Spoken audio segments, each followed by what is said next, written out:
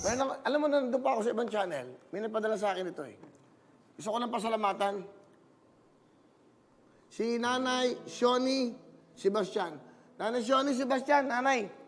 Alam niyo, lagi ko itong tinatago kahit saan ako magpunta. Parang nung binabasa ko ito, nakabuluhan yung sinabi niya eh. At napansin ko lang, ang sabi ko lang, si Nanay Shoni napakabait. Kasi parang pinapakuha na niya ako kay Lord. Hindi, ang sabi niya, di sa sulat, sana lagi kang akap ng ating mahal na Panginoon para lagi kang safe, malayo ka sa masama, sa disgrasya, malayo ka sa sakit, at lagi kang niyayakap, ginagabayan. Nanay Shoni, Sebastian, kung kayo po, marami pong salamat. Alam mo, na nasa TV5 pa tayo nito eh. Pinadala lang niya to eh. Hindi ko siya na-meet, pero tinatago ko ito. It means so much to me dahil napakaganda po ng ginawa niyo to. Si Nanay Shoni, no? Nanay Shoni, Sebastian, ang ganda ng mensahe niya sa akin dito sa likod eh. Ang ganda. Pero that was about 10 years ago. 10 taon na ako nakakalipas, etong inyong retratong to, lagi kong dinadala to. Napakaganda. Maraming salamat, Nanay Shoni, Sebastian. Sana magkita tayo kung sakali, ha? Ayan, thank you. Kasi may kanta ako eh, Panginoon Diyos, no? Gawa ni Lito Camo. Yan, no? Ang ganda nito. Si Lito ba yan? Ano pa yun, no? -1. Padilig mo yung kilito. Ito, kasi maganda to eh. Gawa ho to ni Lito Camo. Gusto mo kantayin ko, ha? Sige, kantayin ko. Kantayin ko na konti, ha? Sa hirap ng buhay. Gawa ho ni Lito. Gawa to ni Lito Camo. Sa hirap ng buhay, problema pa ang kaakbay. Para ba wala na tayong pag-asa? Dikit ang iyong mata, manalig sa Kanya, at gagaan ang iyong dinadala.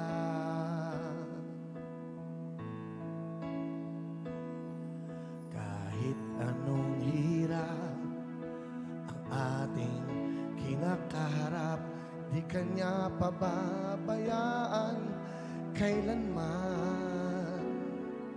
Siya ay laging nandyan, tumawag ka lamang, at gagaan ang iyong kalooban.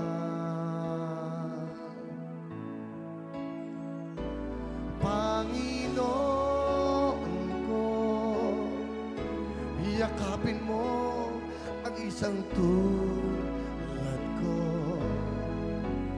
na naghihintay ng awa mo. Tulungan mo ako,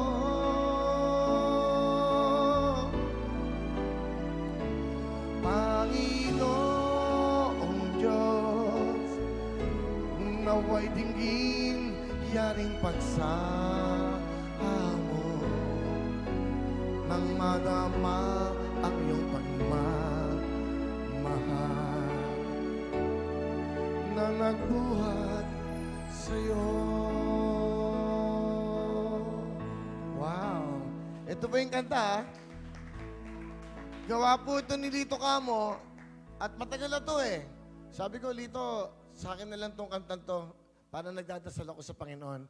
Tapos dumating na nga tong COVID, dumating na tong mga pagsubok sa buhay ko.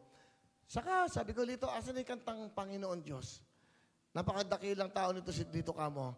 Binigay niya po itong kantang ito para sa akin. Ang title po, Panginoong Diyos. Ang ganda ng no? Yung chorus. Chorus. Di ba?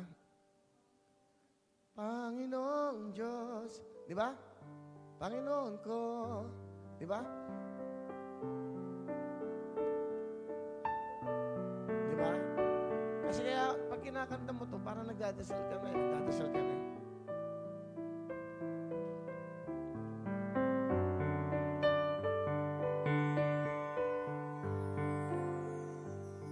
Panginoon ko, yakapin mo ang isang tulad ko na naghihintay ng awa mo.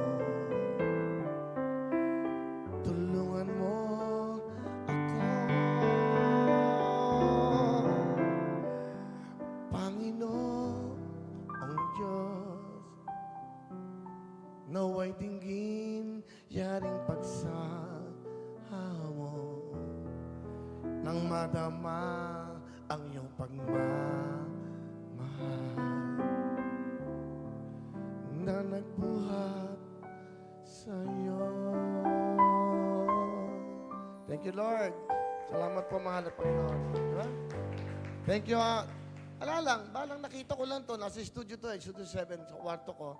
Sabi ko, Berns, kunin nyo nga yung inayayakap ako ni Lord, parang si paggabi, di ba? Wala kang kasama. Di ba? Walang kasama. Ang gandang kanta. Yung kantang to,